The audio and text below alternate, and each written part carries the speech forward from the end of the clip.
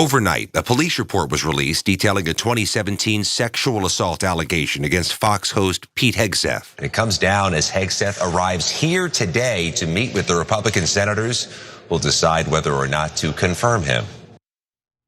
A lot of controversy surrounding some of Donald Trump's appointments for his upcoming administration, and Pete Hegseth happens to be at the center of some of that controversy. Hegseth is Donald Trump's pick for defense secretary, and he's facing more public scrutiny today after a police report detailing his alleged sexual assault was released. So the incident occurred several years ago, back in October of 2017 at a Republican women's conference in Monterey, California. The accuser is referred only as Jane Doe in this 22-page police report, and here is her account of what happened. She says she encountered Hegseth at this conference. He was giving off a creeper vibe. She says she ends up in a strange hotel room, and when she's there, Hegseth took her phone from her hands and he blocked the door with his body. She went on to say she remembered saying no a lot. Now, there was a lot she couldn't recall, and she said she believed something may have been slipped into her drink, although there were other witnesses who said when they saw her, she did not seem to be overly intoxicated. There were also conflicting accounts from witnesses at this conference about an interaction that this woman had with Hegseth at a bar at the hotel. One person said that Hegseth was hitting on another woman, and Jane Doe arrived to be a, quote, crotch blocker to stop him from hitting on this other lady. A different conference attendee said it appeared that Jane Doe and another woman were flirting with Hegseth. So obviously, as you heard there, conflicting reports, but there's also a big lie or misconception that's being spread by Hegseth and his supporters about how the police report cleared him of any wrongdoing. That is not true. The truth is we don't know what happened, okay? And the prosecutor decided against filing any charges or pursuing any charges against Hegseth. Now, Jane Doe says that her first memory of being in the hotel room was when she was on a bed or a couch and Hegseth was on top of her. She said that his dog tags were hovering over her face and that he was bare-chested. She told police he ejaculated onto her stomach before throwing her a towel and asking, "Are you okay?" The woman said she does not remember how she got back to her room. Now, Doe's husband, who was at the conference with her, told police that he was worried about her because she didn't come back to the hotel room that night and only returned after about like 4 a.m. 4 days later, she went to the hospital in order to get an exam to see basically a rape kit. And so she said that she wasn't sure if there was any penetration, but that she believes that she was sexually assaulted. And that's when an emergency room nurse at the hospital decided to report this to the authorities. So last week, CNN reached out to the woman. They say that as soon as they reached out to her, she broke into tears when asked about the incident and declined to comment about it. And according to the police report, police also spoke to two other women at the conference who told them that Hegseth put his hand on their thighs and invited them to his hotel room. Hegseth, meanwhile, tells a very different story. Let's watch. He describes an evening of consensual sexual intercourse. He says that this woman, Jane Doe, ends up in his hotel room. He found it kind of odd that she stuck around, but they became intimate. And he tells authorities there was always conversation and always consensual conduct. He said that he and Jane Doe discussed that she was married, and she said she would tell her husband she had fallen asleep on the couch in someone else's room. He also told authorities she showed early signs of regret, although he didn't describe what that means. Now, Hegseth's attorney, and this is the thing that bothers me, basically told CNN on Wednesday night, this police report confirms what I've said all along, that the incident was fully investigated and police found the allegations to be false, which is why no charges were filed. To be clear, while it is true that police did not end up charging him, that prosecutors did not pursue this case, they did not find the allegations to be false.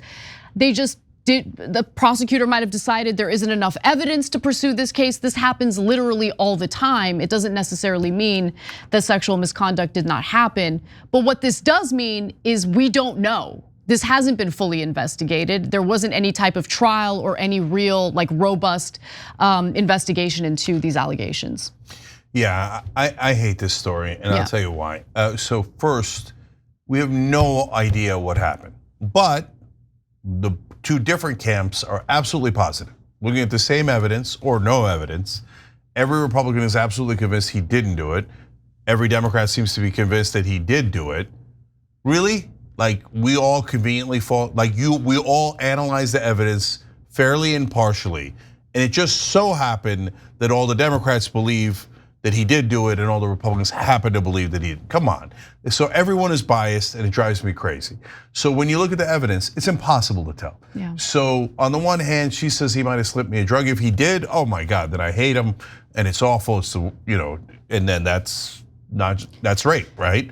If you slip a drug in, she doesn't know what's happening, you take her back to your room, etc. You get it. And he said that it's odd that she stayed. And why is that odd that she stayed in your room when presumably you guys went back to do something in your room? So I don't understand that part of his story, right?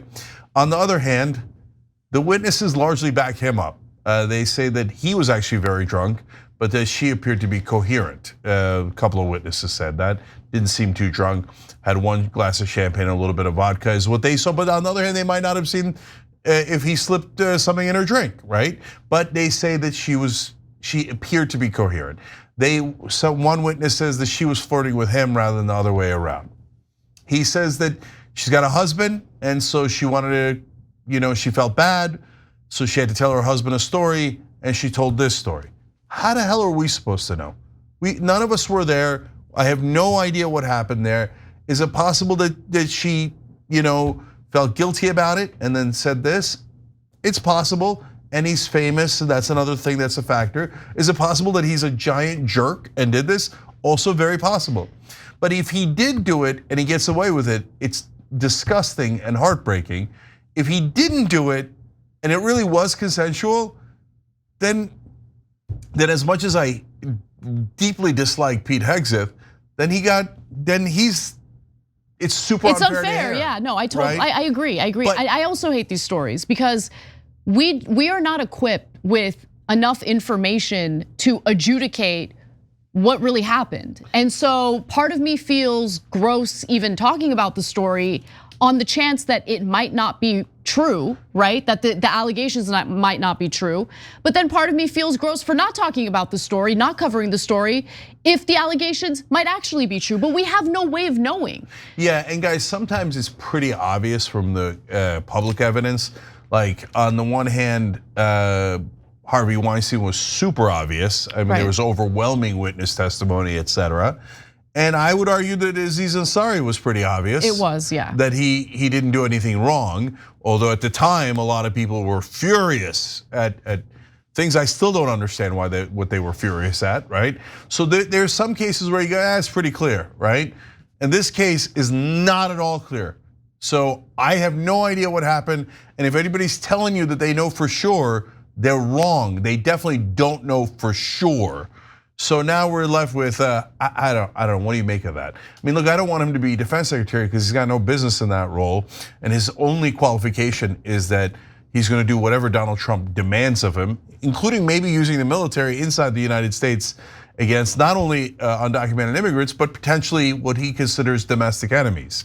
And that's a term that he's used. So I have massive problems with Hegseth on other grounds, and I don't think he should be the defense secretary. But not based on this, because this is inconclusive. Today, while visiting Capitol Hill, Hegseth was asked point blank about the accusations, and this was his response. Did you sexually assault a woman in Monterey, California? I have, as far as the media is concerned, I'll keep this very simple.